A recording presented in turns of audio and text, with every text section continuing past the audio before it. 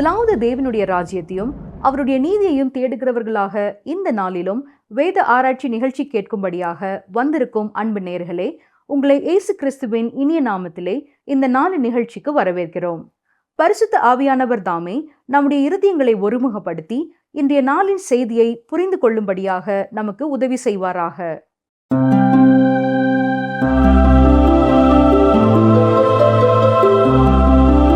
கர்த்தருடைய பரிசுத்த நாமத்திற்கு ஸ்தோத்திரம் உண்டாவதாக. இன்று நாம் எசேக்கியேல் 31, 32 அதிகாரங்களை கற்றுக்கொள்ள போகிறோம். இந்த 2 அதிகாரங்களோடு 29ஆம் அதிகாரத்தில் ஆரம்பமான எகிப்தை குறித்த நியாய தீர்ப்புகள் நிறைவடைகிறது. எசேக்கியேல் எகிப்தை குறித்த தீர்க்க தரிசனங்களுக்கு 4 அதிகாரங்களை ஒதுக்கியிருக்கிறார். ஏசாயா மற்றும் எரேமியா, மேலும் இன்னும் சில சிறிய தீர்க்கதரிசிகளும் எகிப்தின் மேல் தேவன் திட்டம் பண்ணிய நியாய தீர்ப்புகளை குறித்து கூறியிருக்கிறார்கள். இஸ்ரவேல் ராஜ்ய வாழ்க்கை வரலாற்றின் கூட எகிப்தும் பின்னி பிணைந்ததாய் இருக்கிறது. எகிப்து நீண்ட காலமாய் இஸ்ரவேல் தேசத்திற்கு அதன் உடலில் குத்தி இருக்கும் ஒரு முள் போல் காணப்படுகிறது. சொல்லப்போனால் அது வைக்கோல் படப்பிலே படுத்து கிடக்கும் ஒரு நாயை போல என்று சொல்லலாம். புல்லணையில் பிறந்த இயேசுவை அவர்கள் இன்னமும் ஏற்றுக்கொள்ள விரும்பாததால் அங்கே புல்லணையில் நாய் படுத்து கிடக்கிறது. 31ஆம் அதிகாரத்திலே பார்வோனின் வீழ்ச்சியை நாம் பார்க்கிறோம். பார்வோனும் மக்களும் அடைந்த வீழ்ச்சி ஓமையாக சொல்லப்பட்டிருக்கிறது. முதல் 9 வசனங்களிலே பார்வோனின் மேன்மையும் மகிமையும் சொல்லப்பட்டிருக்கிறது. 10 முதல் 14ஆம் வசனம் வரை உள்ள பகுதியிலே ஒரு மரத்தின் ஓமையினாலே பார்வோனின் வீழ்ச்சி சொல்லப்படுகிறது. 15 முதல் 18ஆம் வசனம் வரை வீழ்ச்சி அடைந்த மரத்தை குறித்த புலம்பலை பார்க்கிறோம். மேலும் இதன் மூலமாய் உலகத்திற்கு வந்த பிரச்சனைகளை குறித்து நாம் வாசிக்கிறோம். ஒருவேளை இரவோடு இரவாக அமெரிக்க ஐக்கிய நாடு அழிக்கப்படும் என்றால் உலகத்தின் சூழ்நிலை எப்படி மாறுமோ அந்த நிலை அன்று ஏற்பட்டது. சரி, இப்பொழுது நீங்கள் எசேக்கியேலின் புத்தகம் எவ்வளவு முக்கியமானது என்பதை புரிந்திருப்பீர்கள் என்று நம்புகிறேன். தேவனுடைய மகிமையை அதிகமாய் வெளிப்படுத்தும் ஒரு புத்தகம் எசேக்கியேல் புத்தகம். நம்முடைய தேவன் பரிசுத்தமுள்ளவர், பாவத்தை தண்டிக்கிறவர். இப்பொழுது தேவன் இரக்கமுள்ளவராய், கிருபை உள்ளவராய் இருக்கிறார். மனுக்குல குடும்பங்களை அவர் மிக அதிகமாய் நேசிக்கிறார். ஒருவரும் அழிந்து போவது அவருக்கு விருப்பம் அல்ல. அதே நேரம் அவர் பாவத்தை நியாயம் தீர்க்கிறார். அவர் நியாயம் தீர்க்க சித்தமுள்ளவராய் இருக்கும் பொழுது அவர் கொடுக்கும் கிருபையின் வாய்ப்பை நீங்கள் புறக்கணிப்பீர்கள் என்றால் தண்டனைக்கும் தப்ப முடியாது. எகிப்து அதற்கு கொடுக்கப்பட்ட வெளிச்சத்தின் அடிப்படையிலேயே நியாயம் தீர்க்கப்பட்டது. கர்த்தரை குறித்தும் அவர் வல்லமையை குறித்தும் மிக அதிகமாக அறிந்த ஒரு தேசம் உண்டு என்றால் அது எகிப்து தான். பார்வோனின் மேன்மையையும் மகிமையையும் சற்றே பாருங்கள். எசேக்கியேல் 31ஆம் அதிகாரம் 2ஆம் வசனம். மனுபுத்திரனே, எகிப்தின் ராஜாவாகிய பார்வோனோடும் அவனுடைய திரளான ஜனத்தோடும் நீ சொல்ல வேண்டியது என்னவென்றால், நீ உன் மகத்துவத்திலே யாருக்கு ஒப்பாயிருக்கிறாய்? சுமார் 2000 ஆண்டுகளாக எகிப்து உலகத்தின் பல நாடுகளை ஆண்டு கொண்ட மகிமையை தேவன் கூறுகிறார். அது மழையை நம்பி இல்லாமல் நைல் நதியின் செழிப்பிலே விளைச்சலை கண்டதால் உலகத்திற்கே உணவளிக்கக்கூடிய நிலையிலே இருந்தது. அது மிகுந்த வல்லமை படைத்த ஒரு தேசம். பாருங்கள், எசேக்கியேல் 31ஆம் அதிகாரம் 3ஆம் வசனம். இதோ அசீரியன் லீபனோனிலே அலங்கார கொப்புகளோடும் நிழலிடும் தலைகளோடும் வளர்ந்தோங்கிய கேதுரு விருட்சமாயிருந்தான். அதன் கிளைகளின் தலைகளுக்குள்ளே அதன் நுனி கொழுந்து உயர்ந்திருந்தது. வடக்கே இருந்த அசீரியனை லீபனோனின் கேதுரு மரத்திற்கு தேவன் ஒப்பிடுகிறார். ஒரு காட்டிலே அநேக மரங்கள் இருக்கும். ஒரு மரம் ஒரு காடு ஆகாது. அசீரியா எல்லா மரங்களுக்கும் மேலாக உயர்ந்து நின்று அனைத்தையும் ஆண்டது போல இருந்தது. ஆனால் தேவன் அசீரியாவை கீழே கொண்டு வந்தார். இந்த செய்தியை பார்வோனும் எகிப்து மக்களும் அறிந்திருக்க வேண்டும். பார்வோனும் ஒரு உயர்ந்த மரம்தான். அவனை சுற்றி அனைத்தையும் அவன் ஆண்டு வந்தான். எகிப்து மக்கள் சிறந்து விளங்கினார்கள். ஆனால் இப்பொழுது அவர்கள் கீழ் மட்டத்திற்கு கொண்டு வரப்பட போகிறார்கள். 29ஆம் அதிகாரத்தில் நாம் பார்ப்பது போல தேவனையே அனைத்தையும் ஆளுகிறவராயிருக்கிறார். 2000 ஆண்டுகளாக சிறந்து விளங்கிய ஒரு ராஜ்யம் இப்பொழுது தரைமட்டமாய் ஆகப் போகிறது. இனி ஒரு காலம் அது சிறந்த தேசமாகாது. பாருங்கள், எசேக்கியேல் 31:10. ஆகையால் கர்த்தராய் ஆண்டவர் சொல்லுகிறது என்னவென்றால், அது தன் வளர்த்தியிலே மேட்டிமையாகி கொப்புகளின் தலைகளுக்குள்ளே தன் நுனி கிளையை ஓங்க விட்டபடியினாலும் அதன் இருதயம் தன் மேட்டிமையினால் உயர்ந்து போனபடியினாலும். இங்கே ஆகையால் கர்த்தராய் ஆண்டவர் சொல்லுகிறது என்னவென்றால் என்று துவங்குகிறது. இது புதிய ஒரு பகுதிக்குள்ளே வருகிறது என்பதை நாம் புரிந்து கொள்ளலாம். இங்கே பெருமையினால் உயர்த்தப்பட்டவனாய் உள்ள பார்வோனை பார்க்கிறோம். ஒரு மனிதனை பெருமை ஆட்கொள்ளும் பொழுது எதுவும் அவன் கண்களுக்கு தெரிவதில்லை. முக்கியமாக அவன் சுயநிலையே அவனுக்கு தெரியாது. பாருங்கள், எசேக்கியேல் 31:11. நான் அதை ஜாதிகளில் மகா வல்லமை உள்ளவன் கையிலே ஒப்பு கொடுத்தேன். அவன் தனக்கு இஷ்டமானபடி அதற்கு செய்வான். அதனுடைய அக்கிரமத்தின் நிமித்தம் அதை தள்ளி போட்டேன். சரித்திரத்தில் அந்த குறிப்பிட்ட காலத்தில் வல்லமை உள்ளவன் யார்? அவன்தான் பாபிலோனின் அரசனான நேபுகாத்நேச்சார். இங்கே எசேக்கியேல் சாத்தானை குறித்து பேசவில்லை. ஏனென்றால் பல ஆண்டுகளாக சாத்தான் தான் எகிப்தை தன் கையில் வைத்திருந்தான். எனவே அது புதியதல்ல.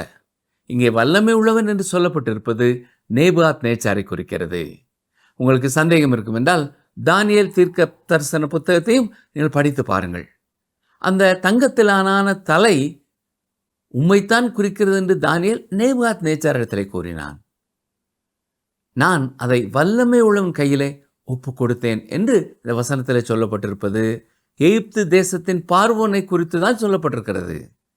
தேவன் பார்வோனோடு கூட செயல்பட போகிறார். அவனுடைய துர்மார்க்கத்தினால் அவனை வெளியே விரட்டப் போகிறார். பாருங்கள், எசேக்கியேல் 31:12. ஜாதிகளில் வல்லவராகிய அந்நிய தேசத்தார் அதை வெட்டி போட்டு விட்டு போனார்கள். அதன் கொப்புகள் மலைகளின் மேலும் சகல பள்ளத்தாக்களிலும் விழுந்தன. அதன் கிளைகள் தேசத்தினுடைய எல்லா ஆறுகளின் அருகே முறிந்தன. பூமியில் உள்ள ஜனங்கள் எல்லாரும் அதன் நிழலை விட்டு கலைந்து போனார்கள். எகிப்து முறியடிக்கப்பட போகிறது. இது உலகத்திற்கே அதிர்ச்சியாயிருக்கும். தொடர்ந்து பார்வோனின் வீழ்ச்சியை குறித்த புலம்பலை நாம் பார்க்கிறோம். இந்த வேத பகுதியிலே ஒரு குறிப்பிடத்தக்க பகுதியை பார்க்கிறோம். வேத வசனத்தை அவலாய் படிக்கும் ஒருவராய் நீங்கள் இருப்பீர்கள் என்றால் சற்று நேரம் எடுத்து கவனமாக இந்த பகுதி முழுவதையும் நீங்கள் வாசித்து பாருங்கள். எசேக்கியேல் 31:15. கர்த்தராய் ஆண்டவர் சொல்லுகிறது என்னவென்றால், அவன் பாதாளத்தில் இறங்குகிற நாளிலே புலம்பலை வருவித்தேன். நான் அவன் நிமித்தம் ஆழத்தை மூடி போட்டு திரளான தண்ணீர்கள் ஓடாதபடிக்கு அதன் ஆறுகளை அடைத்து அவன் நிமித்தம் லீபனோனை இருளடைய பண்ணினேன். வெளியின் விருட்சங்கள் எல்லாம் அவன் நிமித்தம் பட்டு போயின. இந்த வசனத்தில் ஆழம் என்று சொல்லப்பட்டிருக்கும் வார்த்தை எபிரேய மொழியிலே ஷியோல் என்ற வார்த்தைக்கு பயன்படுத்தப்பட்டுள்ளது. அதாவது பார்வோன் தோற்கடிக்கப்பட்டு கொலை செய்யப்பட போகிறான். ஷியோல் என்னும் வார்த்தை எல்லா இடங்களிலேயும் மரணத்தை குறிக்காவிட்டாலும் இந்த இடத்தில் காணாத உலகம் அல்லது மரித்தவர்களின் உலகத்தை குறிக்கிறது. மரித்த பின் ஆவிகள் செல்லும் இடத்தை குறிக்கிறது. சாலமோன் இதை குறித்து எழுதியிருப்பதை பிரசங்கியின் புத்தகம் 12:7 நாம் வாசிக்கலாம். கவனிங்கள், வாசிக்கிறேன். பிரசங்கி 12:7. இவ்விதமாய் மண்ணானது தான் முன்னிருந்த பூமிக்கு திரும்பி ஆவி தன்னை தந்த தேவனிடத்திற்கு மறுபடியும் போகாததற்கு முன்னும் அவரை உன் வாலிப பிராயத்திலே நினை. இந்த உலகத்தில் மனிதனுடைய உடல் வெறும் மண் தான். சங்கீதக்காரன் என்ன சொல்கிறார்? கவனிங்கள், சங்கீதம் 103:14. நம்முடைய உருவம் இன்னதென்று அவர் அறிவார், நாம் மண் என்று நினைவு கூறுகிறார். பல நேரங்களிலே நாம் வெறும் மண் என்பதை மறந்து போய்விடுகிறோம். சில நேரங்களிலே மண்ணுக்குள் மாட்டிக்கொள்ளும் பொழுது அது சகதியாகி விடுகிறது. நாம் மரிக்கும் பொழுது மண்ணுக்கு திரும்புகிறோம். இயேசு கிறிஸ்து மரணத்தை குறித்து பேசும் பொழுது நமது சரீரம் நித்திரையாயிருக்கிறது என்று சொல்லியிருக்கிறார். அப்போஸ்தலனாகிய பவுலும் இதே காரியத்தை தான் 1 தெசலோனிக்கேயர் 4:13 கூறியிருக்கிறார். ரட்சிக்கப்படாத ஆத்துமாக்கள் எங்கே செல்கிறது? இவைகளும் ஷியோல் என்று அழைக்கப்படும் காணாத உலகத்திற்கு செல்கிறது. ஆண்டவராய் இயேசு கிறிஸ்து கூறிய ஒரு ஓமையிலிருந்து நாம் இதை இன்னும் தெளிவாக அறிந்து கொள்ளலாம். இந்த ஓமை லூக்கா 16 19 முதல் 31 வசனம் வரை உள்ள பகுதியிலே இருக்கிறது. 2 மனிதர்கள் மரிக்கிறார்கள். சியோல் 2 பகுதிகளாக பிரிக்கப்பட்டிருக்கிறது. ஒரு பகுதி பாடு அனுபவிக்கும் பகுதியாக இருக்கிறது. இந்த இடத்திற்குத்தான் அந்த பணக்காரன் சென்றான். அடுத்த பகுதி ஆபிரகாம் மடி என்று அழைக்கப்படுகிறது. இந்த பகுதிக்குத்தான் லாசரு சென்றான். இந்த பாடு அனுபவிக்கும் பகுதியை புதிய ஏற்பாட்டிலே சொல்லப்பட்டிருக்கிற அக்கினி கடல் அல்லது நரகத்திற்கு ஒப்பிட்டு நாம் குழப்பமடைய தேவையில்லை. சியோல் என்பது ஒரு தற்காலிக இடம்தான், அது நிரந்தரமான இடம் அல்ல. பரதீசு அல்லது ஆபிரகாமின் மடி என்னும் இந்த இடத்தை இயேசு கிறிஸ்து பரத்துக்கு ஏறிய பொழுது காலி செய்தார் என்பதை எபேசியர் 4:8 முதல் 10 வசனங்களிலே நாம் படிக்கலாம். பாடு அனுபவிக்கும் பகுதியில் உள்ளவர்கள் வெளிப்படுத்தின விசேஷம் 20ஆம் அதிகாரம் 11 முதல் 15ஆம் வசனம் வரை உள்ள பகுதியிலே பார்ப்பது போல வெள்ளை சிங்காசனத்தின் முன் நியாய தீர்ப்புக்காக நிற்பார்கள். இந்த சத்தியங்களை மனதிலே வைத்துக் கொண்டவர்களாக இப்பொழுது எகிப்து தேசத்தின் பார்வோன் சியோலுக்குள் செல்வதை எண்ணி பார்ப்போம். இங்கே கர்த்தர் பார்வோனின் உடலை குறித்து பேசவில்லை என்பதை நினைவிலே வைத்துக் கொள்ளுங்கள். மரித்த உடல் கல்லறையில் வைக்கப்படுகிறது. மனிதனின் அழியாத பகுதி, அதாவது அவன் ஆத்மா சியோலுக்கு செல்கிறது. எசேக்கியேல் 31:15 ஒருமுறை கூட பாருங்கள். கர்த்தராகிய ஆண்டவர் சொல்லுகிறது என்னவென்றால், அவன் பாதாளத்தில் இறங்குகிற நாளிலே புலம்பலை வருவித்தேன். நான் அவன் நிமித்தம் ஆழத்தை மூடி போட்டு திரளான தண்ணீர்கள் ஓடாதபடிக்கு அதன் ஆறுகளை அடைத்து அவன் நிமித்தம் லீபனோனை இருளடைய பண்ணினேன். வெளியின் விருட்சங்கள் எல்லாம் அவன் நிமித்தம் பட்டு போயின. அவன் மரித்த பொழுது உலகமே அவனுக்காக புலம்பியது. பொய்னீசியா தேசத்தின் பெருநகரமான லீபனோனில் பெரிய புலம்பல் உண்டாயிற்று. எகிப்து தாழ்த்தப்பட்ட பொழுது மற்ற தேசங்கள் புலம்பின. ஏனென்றால் பல நாடுகள் அதையே நம்பியிருந்தது. அந்த நாடுகளின் பொருளாதாரம் எகிப்தை நம்பியிருந்தது. எகிப்து அந்த தேசங்களுக்கு பாதுகாவல் கொடுத்தது. இப்பொழுது புரிகிறதா மற்ற தேசங்கள் ஏன் புலம்பியது என்று? பாருங்கள், எசேக்கியேல் 31:16. நான் அவனை குழியில் இறங்குகிறவர்களோடே கூட பாதாளத்தில் இறங்க பண்ணுகையில் அவன் விழுகிற சத்தத்தினால் ஜாதிகளை அதிர பண்ணினேன். அப்பொழுது பூமியின் தாழ்விடங்களில் ஏதேனின் விருட்சங்களும் லீபனோனின் மேன்மையான சிறந்த விருட்சங்களும் தண்ணீர் குடிக்கும் சகல மரங்களும் ஆறுதல் அடைந்தன. கவனித்தீர்களா? கர்த்தர் சொல்கிறார், நான் அவனை குழியில் இறங்குகிறவர்களோடு பாதாளத்தில் இறங்க பண்ணினேன். விருட்சமான பார்வோன் வெட்டி வீழ்த்தப்பட்டான். அவன் எங்கே செல்கிறான்? சியோலுக்கு செல்கிறான். அவன் அங்கே கண்டுகொண்டது என்ன? எசேக்கியேல் 31:18. இப்படிப்பட்ட மகிமையிலும் மகத்துவத்திலும் ஏதேனின் விருட்சங்களில் நீ எதற்கு ஒப்பானவன்?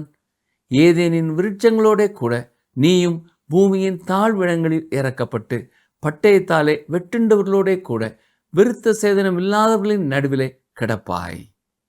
பார்வோனும் அவன் கூட்டமும் இதுவே என்று கர்த்தராகிய ஆண்டவர் உரைக்கிறார் என்று சொல் என்றார். பார்வோன் வெட்டப்பட்டு சியோலுக்கு செல்லும் பொழுது மற்ற அரசர்களும் அங்கே இருப்பதை பார்க்கிறான். மரணத்திலே எல்லாரும் சமநிலையிலே இருக்கப் போகிறார்கள் என்பதை அவன் கண்டுகொள்கிறான். இந்த நாட்களிலேயும் நாம் ஒருங்கிணைப்பை குறித்து மிக அதிகமாய் பேசுகிறோம். ஆனால் மரணத்தைப் போல வேறு எதுவும் செல்வந்தர்களையும் ஏழைகளையும் ஆண்களையும் பெண்களையும் சமுதாயத்திலே உயர்ந்தவர்களையும் தாழ்ந்தவர்களையும் ஒருங்கிணைக்க முடியாது. மரணம் அனைவரையும் ஒரே நிலைக்கு கொண்டு வந்து விடுகிறது. மரித்து போன ஒருவருடைய உடலை வைக்கும் இடத்தை பொறுத்து அல்ல, அவர்கள் ஆத்மா சென்று இருக்க போகும் இடம் ஒன்றாகவே இருக்கிறது. மரணத்திற்கு பிறகுதான் அவர்களுக்கு தெரியும் அவர்கள் ஏதோ மிருகத்தை போல மரிக்கவில்லை என்பது. கடவுள் இல்லை என்று சொல்கிற ஒரு மனிதன் ஒரு ஊழியரை பார்த்து, ஐயா, மனிதன் மரிக்கும் பொழுது ஒரு நாயைப் போல அவன் மரிக்கிறான், அதற்கு பிறகு அவன் இல்லாமல் போகிறான், மரணத்திற்கு பின் வாழ்க்கை இல்லை என்று கூறினான். அவன் மரித்த பின்தான் சியோலுக்கு சென்று வேறு யார் யார் அங்கே இருக்கிறார்கள் என்பதை கண்டு ஆச்சரியப்பட போகிறான். கடவுள் இல்லை என்று கருத்து ஒருமித்திருக்கிற அத்தனை பேரும் மரணத்திற்கு பின் ஒரே வாழ்க்கை, ஒரே நியாய தீர்ப்பு உண்டு என்பதை கண்டுகொள்வார்கள். அவர்கள் எல்லாரும் ஒரே நிலையிலே ஒருங்கிணைக்கப்பட்டிருக்கிறார்கள். ஆண்டவராய் இயேசு கிறிஸ்துவை நம்பாமல் புறக்கணித்தவர்களின் ஆத்துமாக்கள் அத்தனை பேரும் அங்கே இருப்பார்கள். அவர்கள் பாவம் செய்தவர்களாலே என்பதனாலே அல்ல, பாவத்திற்கு பரிகாரமான இயேசு கிறிஸ்துவை நம்பாததால் அவர்கள் அங்கே செல்வார்கள். இவர்கள் அனைவரும் ஒரு நாள் வெள்ளை சிங்காசனத்தின் முன் நின்ற பின் அக்கினியும் கந்தகமும் எரிகிற கடலிலே நியாய தீர்ப்படைவார்கள். இதைத்தான் யோவான் 3:18 நாம் வாசிக்கிறோம். இயேசுவை இரட்சகராக நம்பாதவருடைய நிலை எத்தனை பயங்கரமாக இருக்கிறது என்பதை எண்ணி பாருங்கள், யோசித்து பாருங்கள். யோவான் 3:18 வாசிக்கிறேன். அவரை விசுவாசிக்கிறவன் ஆக்கினைக்குள்ளாக தீர்க்கப்படான், விசுவாசியாதவனோ தேவனுடைய ஒரே பேரான குமாரனுடைய நாமத்தில் விசுவாசம் உள்ளவனாய் இராதபடியினால் அவன் ஆக்கினை தீர்ப்புக்கு உட்பட்டாயிற்று. கவனித்தீர்களா? ரட்சிப்பிற்காக இயேசு கிறிஸ்துவின் மேல் தங்கள் நம்பிக்கையை வைக்காதவர்கள் ஒரே குறிப்பிட்ட இடத்திற்கு தான் செல்கிறார்கள். இது வேதனை நிறைந்த ஒரு இடம் என்று இயேசு கூறியிருக்கிறார். அங்கேதான் அவர்கள் நியாய தீர்ப்புக்காக காத்திருப்பார்கள். சிலர் ஒருவேளை கூறலாம், நான் எத்தனையோ நன்மைகளை செய்திருக்கிறேனே, எனவே நான் அங்கே போய் எல்லாவற்றையும் சரி செய்து கொள்வேன் என்பார்கள். ஆனால் அவர்களுக்காகவும் சிலுவையிலே மரித்த இயேசுவின் முன் அவர்கள் நிற்கும் பொழுது அவர்கள் செய்த நன்மை எல்லாம் ஒன்றுமில்லை என்பதை உணர்ந்து கொள்வார்கள். கடவுளை குறித்த எந்த பற்றும் இல்லாமல் வாழ்ந்து விட்டோமே என்பது அப்பொழுதுதான் அவர்களுக்கு தெரியும். கர்த்தருக்கு விரோதமாய் கலகம் செய்த யாரையாவது அவரோடு பரலோகத்திற்கு அழைத்து செல்வார் என்று நீங்கள் நினைக்கிறீர்களா? சற்றே யோசித்து பாருங்கள். இது மிகவும் முக்கியமான ஒரு வேத பகுதி. பிரியமானவர்களே, இந்த புலம்பல் தொடர்ந்து 32ஆம் அதிகாரத்திலும் தொடர்கிறது. கவனிங்கள், வாசிக்கிறேன். எசேக்கியேல் 32:2. மனுபுத்திரனே, நீ எகிப்தின் ராஜாவாகிய பார்வோனை குறித்து புலம்பி அவனோடே சொல்ல வேண்டியது என்னவென்றால், ஜாதிகளுக்குள்ளே நீ பாலசிங்கத்துக்கு ஒப்பானவன். நீ பெருந்தண்ணீர்களில் முதலையைப் போல் இருந்து உன் நதிகளில் எழும்பி உன் கால்களால் தண்ணீர்களை கலக்கி அவைகளின் ஆறுகளை குழப்பிவிட்டாய். பார்வோனை குறித்து சொல்லும் பொழுது சிங்கம் என்றும் குறிப்பிட்டிருக்கிறார், முதலை என்றும் குறிப்பிட்டிருக்கிறார். எகிப்தின் ஜனங்கள் சிங்கத்தையும் வழிபட்டார்கள், முதலையையும் வழிபட்டார்கள். கவனித்தீர்களா? அந்த பார்வோன் தண்ணீர்களை கலக்கி ஆறுகளை குழப்பி இருக்கிறான். மற்றவர்களுக்கு தீமை செய்கிறவனாய் இருந்திருக்கிறான். தொடர்ந்து அடுத்த வசனத்தை வாசிக்கிறேன். எசேக்கியேல் 32:3. ஆகையால் கர்த்தராகிய ஆண்டவர் சொல்லுகிறார், நான் வெகு ஜன கூட்டத்தை கொண்டு உன்மேல் என் வலையை வீசுவேன், அவர்கள் என் வலையில் உன்னை இழுத்து கொள்வார்கள். கவனித்தீர்களா? எகிப்து தேசமே, நீ நைல் நதியிலே மீன் பிடிக்க வலையை போடுவது போல நைல் நதியின் முதலையாகிய உன்னை நான் பிடிக்கப் போகிறேன். நீ அரண்மனையிலே வாழ முடியாத ஒரு இடத்திற்கு உன்னை பிடித்து செல்ல போகிறேன். உன் ஜனங்களோடு கூட ஜனமாய் வாழும் சூழ்நிலையை நான் கொண்டு வருகிறேன். மரணம் என்பது எல்லா மக்களையும் சமநிலைக்கு கொண்டு வருகிறது. பாருங்கள், எசேக்கியேல் 32:11. கர்த்தராகிய ஆண்டவர் சொல்லுகிறது என்னவென்றால், பாபிலோன் ராஜாவின் பட்டயம் உன்மேல் வரும். மிக தெளிவாக பாபிலோன் ராஜாவின் பட்டயம் பார்வோனின் மேல் வரும். எகிப்து பாபிலோனால் கைப்பற்றப்படும் என்பதை கர்த்தர் உரைக்கிறார். எசேக்கியேல் 32ஆம் அதிகாரம் 18-19 வசனங்களை பாருங்கள். மனுபுத்திரனே, நீ எகிப்தினுடைய ஏராளமான ஜனத்தை நிமித்தம் புலம்பி அவர்களையும் பிரபலமான ஜாதிகளின் குமாரத்திகளையும் குழியில் இறங்கினவர்கள் அண்டையிலே பூமியின் தாழ்விடங்களில் தள்ளிவிடு. மற்றவர்களை பார்க்கிலும் நீ அழகில் சிறந்தவளோ? நீ இறங்கி விருத்த சேதனம் இல்லாதவர்களிடத்தில் கிட. இப்பொழுது எகிப்தின் பார்வோனும் மற்ற எல்லா அரசர்களுமே அங்கே சீயோனில் தான் இருக்கிறார்கள் என்பதை கண்டுகொள்ளப் போகிறான். எசேக்கியேல் 32:22. அங்கே அசூரும் அவனுடைய எல்லா கூட்டத்தாரும் கிடக்கிறார்கள். அவனை சுற்றிலும் அவளுடைய பிரேத குழிகள் இருக்கிறது. அவர்கள் எல்லாரும் பட்டயத்தால் வெட்டுண்டு விழுந்தவர்கள்தானே. இங்கே அசூர் என்பது அசீரியர்களை குறிக்கிறது. அவர்களும் அங்கேதான் இருக்கிறார்கள். எசேக்கியேல் 32:24. அங்கே ஏலாமும் அவனுடைய பிரேத குழியை சுற்றிலும் அவனுடைய எல்லா ஏராளமான ஜனமும் கிடக்கிறார்கள். அவர்கள் எல்லாரும் பட்டயத்தால் வெட்டுண்டு விழுந்து விருத்த சேதனம் இல்லாதவர்களாய் பூமியின் தாழ்விடங்களில் இறங்கினார்கள். ஜீவனுள்ளவருடைய தேசத்திலே கெடியுண்டாக்கின அவர்கள் குழியில் இறங்கினவர்களோடே கூட தங்கள் அவமானத்தை சுமக்கிறார்கள். கவனித்தீர்களா? உடல் கல்லறையில் தான் கிடக்கிறது. ஆனால் அவர்கள் அனைவருமே மற்றொரு இடத்திற்கு போயிருக்கிறார்கள். காண முடியாத ஷியோல் என்னும் இடத்தை தான் இது குறிக்கிறது. கர்த்தரை ஏற்றுக்கொள்ளாத மக்களுக்கு அது வேதனை நிறைந்த ஒரு இடம். இதைத்தான் இயேசு கிறிஸ்துவும் கூறியிருக்கிறார். இயேசுவை இரட்சகராக அறிந்து கொண்டவர்கள் இருப்பது ஆபிரகாமின் மடி என்னும் அடுத்த பகுதி.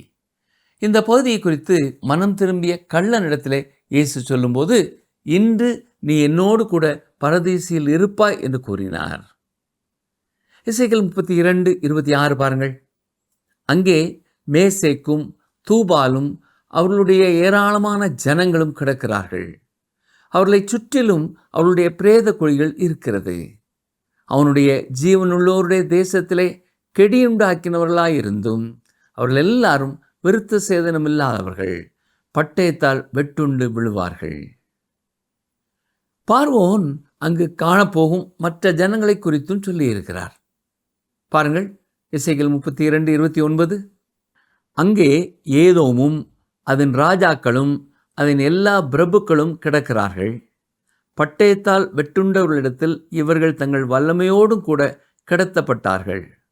இவர்கள் விருத்த சேதனம் இல்லாதவர்களிடத்திலும் குழியில் இறங்குகிறவர்களிடத்திலும் கிடக்கிறார்கள். ஏதோமியரும் அங்கேதான் இருக்கிறார்கள். பாருங்கள், எசேக்கியேல் 32:32. என்னை பற்றிய கெடியை ஜீவனுள்ளோர் தேசத்தில் உண்டு பண்ணுகிறேன். பார்வோனும் அவனுடைய ஏராளமான ஜனமும் பட்டயத்தால் வெட்டுண்டவர்களிடத்தில் விருத்த சேதனம் இல்லாதவர்களின் நடுவே கிடத்தப்படுவார்கள் என்கிறதை கர்த்தராகிய ஆண்டவர் உரைக்கிறார் என்று சொல் என்றார். எசேக்கியேல் சியோலை குறித்த ஒரு மிக சிறிய விவரத்தை தான் கொடுக்கிறார். இதை வைத்து நீங்கள் பெரிய ஒரு கட்டிடம் கட்டிவிட வேண்டாம். நான் சொல்ல வருவது என்னவென்றால், இதன் அடிப்படையிலே ஒரு பெரிய வேதாந்த சித்தாந்தத்தையே உருவாக்கி விடாதீர்கள். காணக்கூடாத அந்த உலகத்தை குறித்த ஒரு துளிதான் நமக்கு இங்கே தெரிந்திருக்கிறது. நாம் தெரிந்து கொள்ள வேண்டும் என்று தேவன் விரும்பியது அவ்வளவுதான். நிகழ்ச்சியை கேட்டுக்கொண்டிருக்கிற அன்பானவர்களே, எகிப்திற்கு ஏன் இவ்வளவு தண்டனை என்று ஒருவேளை நீங்கள் யோசிக்கலாம். வேறு எந்த தேசத்தையும் விட கர்த்தர் யார், அவருடைய வல்லமை எப்படிப்பட்டது என்பதை இந்த எகிப்து தேசம் மட்டுமே மிக தெளிவாக அறிந்திருந்தது. அறிந்திருந்தும் அவரை கடவுள் என்று அவர்கள் ஏற்றுக்கொள்ளாததால் அவர்களுக்கு எதிராக வந்த நியாய தீர்ப்பை குறித்து இங்கே நாம் வாசிக்கிறோம். நாமும் எத்தனையோ முறை சுவிசேஷத்தை கேட்டும் இயேசு கிறிஸ்துவின் அன்பை குறித்து கேள்விப்பட்டும் அவரை நம்முடைய சொந்த இரட்சகராக ஏற்றுக்கொள்ளவில்லை என்றால், அவரை நாம் நம்பவில்லை என்றால், நமக்கும் இதே நிலைதான் என்பதை நாம் உணர்ந்து கொள்ள வேண்டும். இந்த உலகத்தில் எத்தனை ஏற்றத்தாழ்வுகள் காணப்பட்டாலும் மரிக்கும் பொழுது மனிதன் ஒரே சமநிலைக்கு கொண்டு வரப்படுகிறான் என்பதையும் எப்பொழுதும் நாம் மனதிலே வைத்திருக்க வேண்டும். நமக்கு செல்வம் இருக்கிறதோ இல்லையோ, புகழ் இருக்கிறதோ இல்லையோ, அந்தஸ்து இருக்கிறதோ இல்லையோ, நாம் மரிக்கும் பொழுது அனைவரும் ஒரே இடத்திற்கு தான் செல்கிறோம். ஒன்று காணக்கூடாத வேதனை நிறைந்த ஒரு பகுதிக்கு செல்வோம், அல்லது ஆபிரகாமின் மடி என்று சொல்லப்படுகிற இடத்திற்கு நாம் செல்வோம். தேவனோடு உள்ள அன்பும் ஐக்கியமும் இதை நம் வாழ்க்கையிலே தீர்மானிக்கும். ஒருவேளை எனது வாழ்க்கையில் எத்தனையோ காலங்களை நான் கடந்து விட்டேனே, சில காலம்தான் உலகத்தில் இருக்க போகிறேன் என்று நினைவிலே நீங்கள் உணர்ந்தாலும், இந்த நேரத்திலும் இயேசு என்னுடைய பாவத்திற்கான தண்டனையை ஏற்றுக்கொண்டார் என்பதை நீங்கள் விசுவாசிப்பீர்கள் என்றால், நீங்களும் ஆபிரகாமின் மடியிலே சேர்க்கப்பட முடியும். ஏனென்றால் மரண நேரத்திலும் இயேசு அந்த கள்வனை பார்த்து, இன்று நீ என்னோடு கூட பரதீசில் இருப்பாய் என்று கூறியிருக்கிறார். நாமும் நமது மரணம் எப்பொழுது நம்மை சந்தித்தாலும் சரியான இடத்திலே போய் சேர நம்மை நாமே ஆயத்தப்படுத்திக் கொள்வோமா? ஜெபம் செய்வோம். கிருபை நிறைந்த எங்கள் நல்ல கர்த்தாவே, இந்த நாளிலேயும் நாங்கள் கற்றுக்கொண்ட சத்தியங்களுக்கு உமக்கு நன்றி செலுத்துகிறோம். எகிப்து உம்மை விட்டு எவ்வளவு தூரமாய் சென்றிருந்தது என்பதை அறிந்தவராய் கர்த்தாவே, அதற்கும் ஒரு நியாய தீர்ப்பை அனுப்பினீர். எங்கள் வாழ்க்கையிலேயும் அடிக்கடி உம்மை கேள்விப்பட்டு உம்முடைய அற்புதங்களை கண்டு நீர் எவ்வளவு வல்லமை உள்ளார் என்பதை அறிந்திருந்தோம். இயேசு எங்களுடைய பாவத்திற்கான தண்டனை ஏற்றுக்கொண்டார் என்பதை பூரணமாய் விசுவாசியாதவர்களாய் நாங்கள் கடந்து போய் விடாதபடி கர்த்தர் காத்துக்கொள்ள வேண்டும் என்று சொல்லி நாங்கள் ஜெபிக்கிறோம். ஆண்டவரே, உம்முடைய நியாய தீர்ப்புக்கு முன்னதாக உம்மை இரட்சகராக கண்டு கொண்டவர்களாய் இந்த உலகத்தில் எங்களுடைய கண்களை மூடத்தக்கதாக தொடர்ந்து எங்களோடு பேசும். நாங்கள் உம்முடைய பிள்ளைகள் என்ற நிச்சயத்தோடு இந்த உலகத்தை விட்டு கடந்து வர நேரே கிருபை செய்யும். இயேசு கிறிஸ்துவின் நாமத்தினாலே தாழ்மையோடு வேண்டிக் கொள்கிறோம் பிதாவே, ஆமென். பிரியமானவர்களே, அருமையான சகோதரனே, சகோதரியே, இந்த நாளின் வசனங்களும் உங்களுக்கு பயனுள்ளதாக இருந்திருக்கும் என்று விசுவாசிக்கிறோம். நீங்கள் கர்த்தருக்குள்ளே தொடர்ந்து வளரும்படியாய் இந்த வேத ஆராய்ச்சி நிகழ்ச்சிகளை கேளுங்கள். தொடர்ந்து ஆசீர்வாதங்களை பெற்றுக்கொள்ளுங்கள். கர்த்தர் தாமே உங்களை இன்றும் என்றும் ஆசீர்வதிப்பாராக. ஆமென்.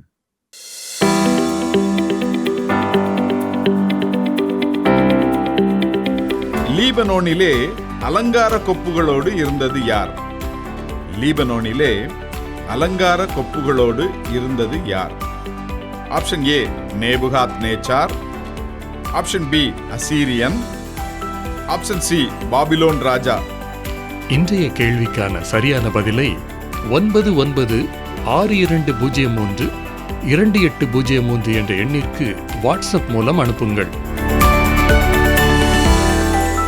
இந்த நாளின் நிகழ்ச்சியிலும் ஆண்டவர் தாமே உங்களோடு கூட பேசியிருப்பார், இடைப்பட்டிருப்பார் என்று நாங்கள் விசுவாசிக்கிறோம்.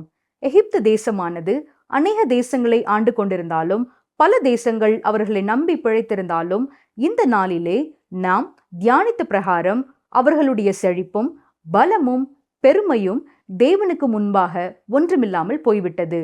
தேவனின் மகத்துவத்தை கண்ட பிறகும் தேவனை தேடாமல் அவருடைய கிரியைகளை தேடியதின் பலன் எகிப்து முற்றிலுமாக அழிந்துவிட்டது. காணாமல் விசுவாசிக்கிற நாம் எத்தனை பாக்கியவான்கள்! நம்முடைய விசுவாசத்தின் மூலமாக பரலோக ராஜ்யத்தில் பங்குள்ளவர்களாகிய நாம் பரலோக ராஜ்யத்தின் பிரஜைகளாக, பிரதிநிதிகளாக நம்முடைய குணநலன்களை மற்றவர்களுக்கு வெளிப்படுத்துகிறோமா? நம்மை காண்பவர்களுக்கு நாம் இயேசு கிறிஸ்துவின் பண்புகளையும் பரலோக ராஜ்யத்தின் குணநலன்களையும் வெளிப்படுத்துகிறோமா என்பதை சிந்தித்து பார்ப்போம். இந்த நிகழ்ச்சி உங்களுக்கு பிடிச்சிருக்கா? அப்ப இப்பவே மிஸ்டர் கால் கொடுங்க. பரிசு வெல்றது நீங்களாவும் இருக்கலாம்.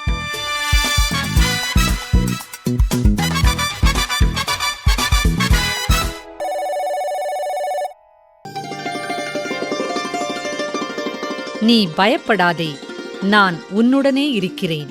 திகையாதே, நான் உன் தேவன். நான் உன்னை பலப்படுத்தி உனக்கு சகாயம் பண்ணுவேன். என் நீதியின் வலது கரத்தினால் உன்னை தாங்குவேன். ஏசாயா 41:10.